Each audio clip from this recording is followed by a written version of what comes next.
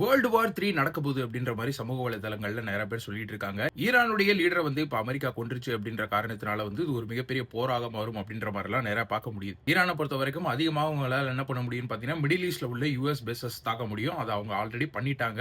அதுக்கு அடுத்ததாக அவங்க என்ன பண்ண முடியும்னு பாத்தீங்கன்னா உலகத்துடைய ஆயில் ஃப்ளோ வந்து அவங்க ஹால்ட் பண்ண முடியும். அதற்குமான நடவடிக்கைகளையும் அவங்க இப்ப எடுத்திருக்காங்க. ஒமானுக்கும் ஈரானுக்கும் நடுவில் இருக்கிறதா வந்து ஸ்ட்ரெயிட் ஆஃப் ஹோர்முஸ் கிட்டத்தட்ட 33 கிலோமீட்டர் இதனுடைய அகலம் இருக்கு. இந்த வழியில தினமுமே உலகத்துடைய 20% குளோபல் ஆயில் ட்ரேட் நடந்துட்டு இருக்கு. அதாவது ஆயில் டேங்கர்ஸ் எல்லாமே இந்த வழியா தான் போயிட்டு வருது. மேலும் 30% லிக்விஃபைட் நேச்சுரல் கேஸும் இது வழியா தான் போயிட்டு வருது. அமெரிக்கா மற்றும் இஸ்ரேலுடைய தாக்குதலுக்கு அடுத்து ஈரான் உடனடியாக இதை வந்து ஹால்ட் பண்ணிட்டாங்க. எந்த ஒரு நாட்டினுடைய எந்த வகையான கப்பலுமே இந்த பக்கம் போகக்கூடாது அப்படின்ற மாதிரி சொல்லியிருக்காங்க. இதனால அதிகபட்சமாக உலகம் முழுவதும் ஆயிலுடைய விலை கூடும். அதன் மூலமா பாத்தீங்கன்னா ஒரு சின்ன எக்கனாமிக் கிராஷ் ஏற்படுறதுக்கு வாய்ப்புகள் இருக்கு. அடுத்ததாக டைரக்டா ஈரான் வந்து இஸ்ரேலை தாக்குற மாதிரி அமெரிக்காவை தாக்க முடியுமா அப்படின்னு பாத்தீங்கன்னா கண்டிப்பா முடியாது. அதற்கு பதிலாக அவங்க என்ன பண்ணுவாங்க அப்படின்னு பாத்தீங்கன்னா வந்து இந்த லோன் வுல்ஃப் அட்டாக்ஸ், ஸ்லீப்பர் செல் அட்டாக்ஸ் நடத்துறதுக்கு வாய்ப்புகள் இருக்கு. ஈரானுடைய ஸ்லீப்பர் செல்ஸ்லாம் வந்து இந்த வெஸ்டர்ன் கண்ட்ரீஸ்ல இருக்கும்போது அவங்க ஏதாவது ஒரு அட்டாக்ல ஈடுபடலாம் அப்படின்னு சொல்லி இந்த மொத்த வெஸ்டர்ன் கண்ட்ரீஸ் இப்போ பயங்கரமா வாண்டர் பண்ணிருப்பாங்க. மேலும் இந்த அட்டாக் ஏன் வீக்கெண்ட்ல நடத்துறாங்க அப்படின்னு பாத்தீங்கன்னா இந்த மாதிரி அட்டாக் நடத்தும் பொழுது உடனடியாக ஸ்டாக் மார்க்கெட் கிராஷ் ஆகும். எல்லாருமே வந்து பயந்து அவங்களுடைய ஸ்டாக்ஸ் விற்பாங்க. இதை வந்து பேனிக் செல்லிங் அப்படின்னு சொல்லுவாங்க. சோ இதனால வந்து எக்கனாமிக்ல ஒரு டிஸ்ரப்ஷன் ஏற்பட வாய்ப்பு இருக்கு.